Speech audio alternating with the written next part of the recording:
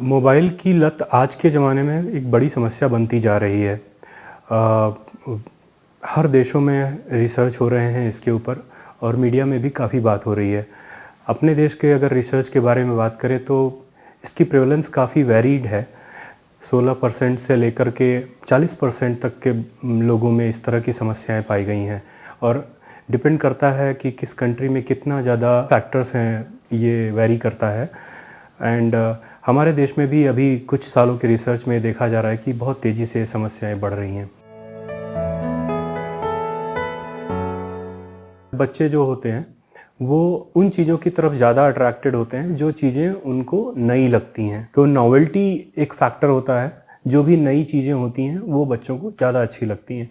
उसके अलावा बच्चों को वो चीज़ें भी ज़्यादा आकर्षित करती हैं जैसे एनिमेशन है, या उनको अगर फास्ट पेस कोई चीज़ मिल रही है with lot of music, with lot of graphics, तो ऐसी चीज़ें बच्चों को अट्रैक्ट करती हैं। मोबाइल के केस में ये बातें सारी फुलफ़िल होती हैं कि मोबाइल का जो एनवायरनमेंट होता है वो एक स्क्रीन पे होता है, वो उनके हाथ में होता है, जो बहुत आसानी से उनको मिल जाता है। दूसरी चीज़ है वो अपने हिसाब से उसे मैनिपुलेट कर लेते हैं, अपने हिसाब से उसे ऑपरेट कर लेते हैं।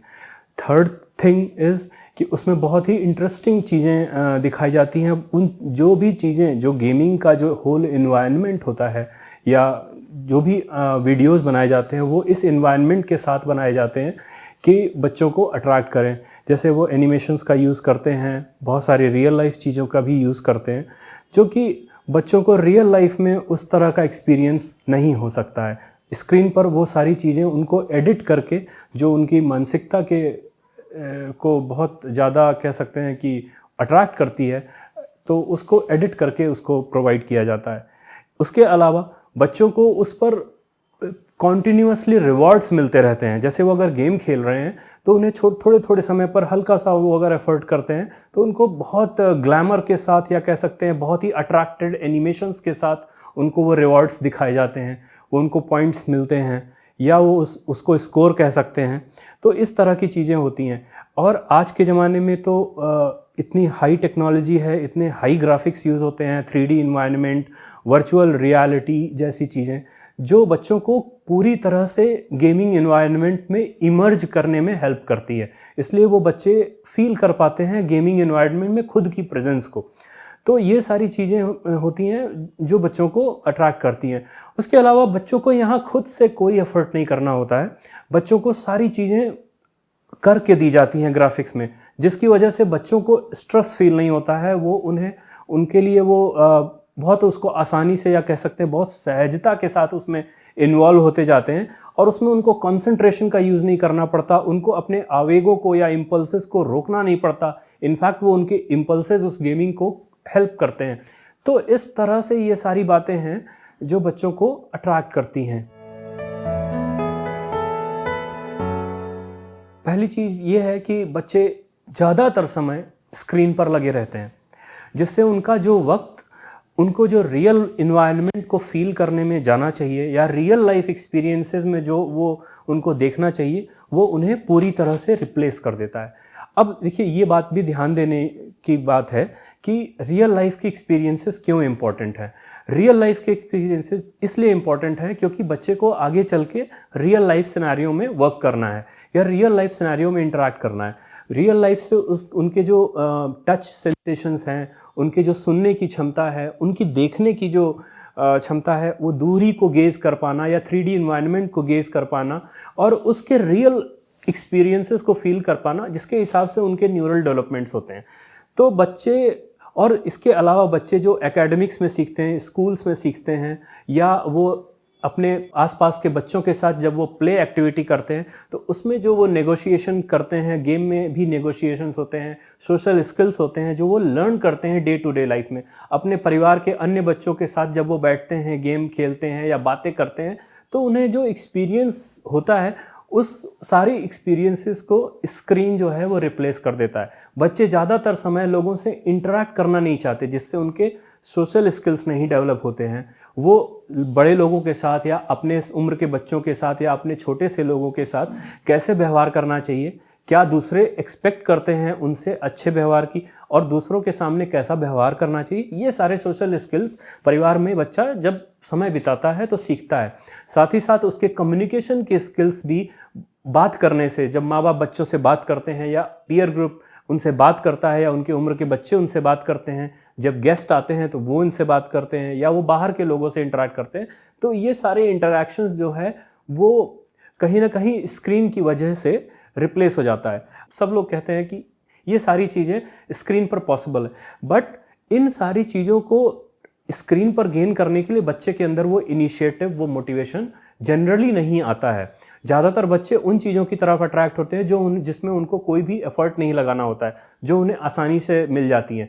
ज़्यादातर हमारे नॉलेज बेस्ड जो रिसर्च हैं वो कहते हैं कि मोबाइल बच्चों के लिए फ़ायदेमंद है, अगर वो नॉलेज बेस्ड है, अगर वो ट्रेनिंग के लिए है, अगर वो एजुकेशनल पर्पजेस के लिए है, तो मोबाइल डिवाइसेस ज़्यादातर बच्चों को डेफिनेटली हेल्प कर रहे हैं, स्कूलिंग उनकी आसान कर रहे हैं। लेकिन ये इसके लिए बच्चों को कोई गाइड करता है, कोई मोटिवेट करता है कि आपको ये काम करना है। बट जनरली अगर बच्चों को खुद पे छोड़ दिया जाए, उन्हें मोबाइल लेकर के छोड़ दिया जाए, तो वो उन एजुकेशनल कंटेंट की तरफ या उन मोटिवेशनल वीडियोस की तरफ ना अट्रैक्ट होकर के वो ज़्यादातर आसानी से उपलब्ध जो चीज़ें हैं, और इन चीज़ों के लिए गेमिंग हो गया या कोई वीडियोस हो गए, उनके एडवर्टाइजमेंट भी ज़्यादा आते हैं, जिससे वो कह सकते हैं कि व्यापारिक तौर पे या एडवर्टाइजमेंट के जरिए से वो इन्फ्लुएंस होते हैं और उसकी तरफ उनका ध्यान ज़्यादा जाता है। आजकल ज़्यादातर बच्चे फूड वीडियोस की तरफ अट्रैक्ट होते हैं, जिससे उनके अंदर रॉन्ग फूड की ईटिंग हैबिट्स शुरू होती हैं और वो उस पर एंजॉय करते हैं, साथ ही साथ वो जंक फूड इंजेस्ट करते हैं और जिससे उनके शरीर पे भी उसका बुरा प्रभाव पड़ता है। तो ओवरऑल बच्चों में ये समस्याएं बहुत कारणों से उत्पन्न होती हैं और सारी समस्याएं शारीरिक और मानसिक विकारों के तौर पे या बीमारियों के तौर पे प्रदर्शित होती हैं। बच्चों में मोबाइल की लत से मोटापा एक आम समस्या बनती जा रही है। देखिए, बच्चे स्क्रीन पर फूड के एडवर्टाइजमेंट्स देखते हैं, ज़्यादातर उनके लिए कैंडीज़, बिस्किट्स या कुकीज़ या जंक फूड्स, बहुत तरह के पिज़्ज़ा, बर्गर, डेफिनेटली बहुत सारे के तरीके के फास्ट फूड अवेलेबल हैं, जिनके उनसे जुड़ी हुई काफ़ी फूड रेस्टोरेंट्स हो गए या फूड ब्लॉग्स हो गए जो आते रहते हैं, जिससे बच्चों को टेम्पटेशंस होती हैं उसकी तरफ जाने की। और बच्चे जब स्क्रीन पर होते हैं और जब उनके सामने ये सारे क्यूज़ आते हैं, ये सारे सिग्नल्स आते हैं, तो उनके अंदर नेचुरल रिस्पॉन्सेज है कि भूख लगती है उन्हें या वो खाना चाहते हैं। तो उनको अगर वो आसानी से वो जंक फूड अवेलेबल होता है तो वो खाते जाते हैं। एट द मोमेंट जब वो इनएक्टिव हैं, वो सिर्फ स्क्रीन देख रहे हैं, तो वो ज़्यादा ज़रूरत से ज़्यादा खाते हैं। माइंडफुल होकर के या अपनी भूख के अकॉर्डिंग वो नहीं खाते हैं, क्योंकि वो जंक फूड ज़्यादातर इच्छा के बेस पे होती है, भूख के बेसिस पे नहीं होती है। तो इसलिए वो ज़्यादा उसे कंज्यूम करते हैं और ज़्यादा कंज्यूम करने साथ ही साथ सेडेंट्री हो जाते हैं। वो प्ले एक्टिविटीज़ की तरफ ध्यान नहीं देते। जैसे अगर एक एडोलेसेंट लड़का है तो वो क्रिकेट खेलना जाना चाहेगा, बैडमिंटन खेलना जाना चाहेगा, लेकिन अगर उसे वो मोबाइल की गेमिंग की लत है तो वो चाहेगा कि मुझे सारा सामान जो है घर में मिल जाए स्क्रीन पर, मैं खाता भी रहूं, और स्क्रीन वो छोड़ना ही नहीं चाहता है। वो वीडियोस देखते रहना चाहता है या गेमिंग एक्टिविटी को इन्वॉल्व रहना चाहता है, और साथ ही साथ वो अपने घर वालों को इंस्ट्रक्ट करता है कि मुझे मेरा खाने का सामान या मुझे नाश्ता या जितनी भी चीज़ें हैं वो उसके रूम में पहुंचा दी जाए। अगर वो परिवार वाले उसे नहीं कह सकता है तो उसे कोई भी एप्लीकेशन से वो के थ्रू वो फूड को ऑर्डर कर सकता है और उसके घर पे वो फूड पहुंच जाता है। तो ये सारी चीज़ें हैं जिसकी वजह से lack of exercise, immediate availability of foods and lot of availability of junk foods, ये सारी चीज़ें बच्चे के मोटापा को बढ़ाती हैं। अगर हम लत छुड़ाने की बात करें तो इसको हमें 3 भागों में डिवाइड करना चाहिए। इमीडिएट हम क्या क्या चीज़ें कर सकते हैं, इंटरमीडिएट टर्म्स पे जो कुछ समय बाद अपना असर दिखाना शुरू करती है और उसका असर लंबे समय तक मेंटेन रहता है, और लॉन्ग टर्म मैनेजमेंट गोल्स क्या होनी चाहिए। देखिए, ज़्यादातर बच्चों में मोबाइल की समस्या की वजह से स्कॉलिस्टिक डिफ़िकल्टीज आती हैं। वो स्कूल में उनकी परफॉर्मेंस धीरे धीरे कम होती जाती है। उनके अंदर इरिटेबिलिटी या एग्रेशन जिसे कहते हैं, गुस्से की प्रवृत्ति, आवेग में आकर के बात करना या एक्ट करने की प्रवृत्ति बढ़ जाती है। और थर्ड जो चीज़ है जो सबसे इम्पॉर्टेंट है वो सोशल स्किल्स। बच्चे सोशल स्किल्स धीरे धीरे खोने लगते हैं। तो इन सारी चीज़ों का जो हमारा मेन गोल है, बच्चे को वापस एकेडमिक्स में इन्वॉल्व करना, वो लोगों के साथ सही ढंग से जो उससे अपेक्षित है उस तरह का वो व्यवहार करे, उसके वो अपने स्कॉलिस्टिक परफॉर्मेंस में आगे बढ़े और वो पारिवारिक जीवन या कह सकते हैं एक अच्छा जीवन व्यतीत कर सके, और साथ ही उसकी सेहत जो फिजिकल एक्टिविटीज़ है वो मेंटेन रहे, ताकि वो आगे चल के एक प्रॉपर ग्रोथ जो है वो अचीव कर सके। तो बच्चों को इसके लिए मोटिवेट करने के लिए हम इमीडिएट नहीं कर सकते हैं, तो इसके लिए हमें पैरेलली बच्चों में जो कहते हैं कि रेगुलर एक्टिविटीज़ में कुछ चीज़ों को इन्वॉल्व करना चाहिए, जैसे एक्सरसाइज को प्रमोट करना चाहिए, हेल्दी ईटिंग हैबिट्स हैं उनको प्रमोट करना चाहिए, और जो बच्चों से कम्युनिकेशन को हमेशा मेंटेन रखना चाहिए। ये जो सारे मैंने बातें बताई ये लॉन्ग टर्म गोल्स हैं। इमीडिएट गोल क्या किया जा सकता है? ज़्यादातर देखिए बच्चे अपनी नेचुरल टेंडेंसीज या कह सकते हैं हाई इम्पल्सिविटी की वजह से या डिस्ट्रैक्टिबिलिटी की वजह से अट्रैक्ट होते हैं।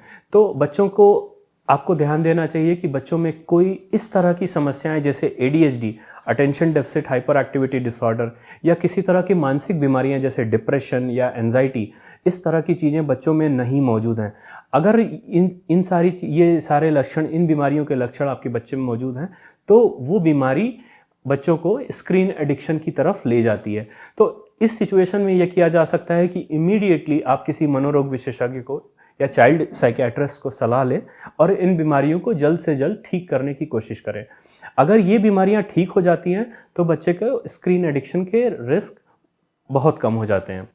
दूसरी बात कि बच्चे, कई बार क्या होता है कि आज के ज़माने में एकल परिवार है या सिंगलेटन फैमिली है, माँ बाप रहते हैं, माँ बाप दोनों वर्क करने जाते हैं, बच्चा अकेले घर में बेबी सिटर्स के साथ रहते हैं, तो बच्चों का स्टिमुलेशन कम होता है। जब बच्चों को कोई स्टिमुलस ही नहीं मिल रहा है नेचुरल इन्वायरमेंट में, तो बहुत स्वभावतः वो स्क्रीन या टीवी या मोबाइल की तरफ वो अट्रैक्ट हो जाते हैं। तो ऐसे सिचुएशन को अवॉइड करना चाहिए। कोशिश करनी चाहिए कि बच्चों को उनके पीयर ग्रुप का इन्वायरमेंट मिले। अगर माँ बाप वर्क पे हैं, माँ बाप उनके साथ इंटरेक्ट नहीं कर पा रहे हैं, तो एटलीस्ट उन्हें कोई पीयर ग्रुप मिले जिसमें वो बच्चों से इंटरेक्ट करें, या प्ले ग्रुप हो गया या कोई भी ग्रुप जिसमें वो अच्छे इंटरेक्शंस डेवलप कर सके। साथ ही जब माँ बाप घर पे होते हैं या बच्चों के साथ होते हैं, तो माँ बाप को भी ये ध्यान देना चाहिए कि वो अपने मोबाइल पर ना लगे रहें, क्योंकि बच्चे ये जो बिहेवियर होते हैं, छोटे छोटे बिहेवियर होते हैं, वो माँ बाप को देख करके ही सीखते हैं। तो माँ बाप को इमिटेट करते हैं, स्पेशली बहुत छोटे बच्चे जैसे 2 या 3 साल के बच्चे, वो अपने माँ बाप को, अपने घर वालों को वो जो एक्टिविटीज़ करते हुए देखते हैं उसके लिए वो प्रेरित होते हैं। तो माँ बाप को भी कोशिश करनी चाहिए कि अपने मोबाइल का वो माइंडफुल यूज़ करें, ज़्यादातर समय पारिवारिक डिस्कशंस में बिताएं, प्रॉपर उनका डाइनिंग टेबल टाइम हो या वो साथ बैठकर खाने की उनके अंदर हेल्दी हैबिट्स हो, साथ इंटरेक्शन करने की, साथ मनोरंजन करने की और साथ खेलने की आदतें परिवार में अगर हों तो बच्चे इसकी तरफ नहीं अट्रैक्ट होते। अगर आप ध्यान से देखें तो कुछ बच्चे, इनफैक्ट ज़्यादातर सामान्य बच्चे जो होते हैं, वो बात करना चाहते हैं, वो बार बार मम्मी पापा का अटेंशन सीख करना चाहते हैं, वो अपनी क्यूरियोसिटी को सॉल्व करना चाहते हैं। क्योंकि माँ बाप बहुत थके या मानसिक तौर पर बहुत थके होते हैं या शारीरिक तौर पर बहुत थके होते हैं, तो कई बार बच्चों को इंगेज करने के लिए वो मोबाइल थमा देते हैं, क्योंकि वो भी खुद भी मोबाइल पर लगे होते हैं या मोबाइल पर वो कुछ काम कर रहे होते हैं। तो देखिए, बहुत बार ये हम चीज़ें जो खुद का व्यवहार है वो बहुत अनजाने तौर पे या अनकॉन्शियस तौर पे करते हैं। तो आप इसको कॉन्शियसली हेल्दी हैबिट्स को, हेल्दी इंटरेक्शंस को अगर इन्वॉल्व करते हैं तो बच्चों को बहुत हद तक स्क्रीन एडिक्शन की तरफ जाने से रोका जा सकता है। अन्य बातें जो स्क्रीन एडिक्शन से बच्चों को रोक सकती हैं वो है कि उनको पीयर ग्रुप में, उनके आसपास के सोसाइटी में अगर मोबाइल गेमिंग का इन्वायरमेंट बहुत ज़्यादा है, पीयर ग्रुप बहुत ज़्यादा मोबाइल गेमिंग के बारे में बात कर रहे हैं, तो इस सोसाइटी के स्तर पर या स्कूल लेवल पर यह अवेयरनेस होनी चाहिए कि बच्चों में मोबाइल का एडिक्शन, जिसके बहुत सारे दुष्परिणाम होते हैं और अन्य बहुत सारे मानसिक विकार भी साथ ही साथ आगे बढ़ रहे होते हैं, तो स्कूल के टीचर्स की अवेयरनेस, माँ बाप की अवेयरनेस और अन्य बच्चों को, खासतौर से एडोलेसेंट बच्चों को इस बात के लिए अवेयर किया जाए कि ये एक गलत हैबिट है और इससे बहुत सारे साइड इफ़ेक्ट या कह सकते हैं दुष्परिणाम होते हैं। तो बच्चों में, और इसके अलावा चूँकि देखिए आज के ज़माने में हम डिजिटल इन्वायरमेंट की तरफ बढ़ रहे हैं, तो ये कहना जो अभी तक मैं बातें कह रहा था वो सारी की सारी इसके विपरीत प्रतीत हो रही थी। तो इसका ये मतलब है कि हमें कहीं ना कहीं इस टेक्नोलॉजी के युग में स्क्रीन के साथ जीना सीखना होगा। टेक्नोलॉजी का जो मुख्य उद्देश्य है हमारी एक्टिविटी को बढ़ाना, हमें बेहतर बनाना, हमें एक बेहतर इंसान या बेहतर व्यक्ति बनाना।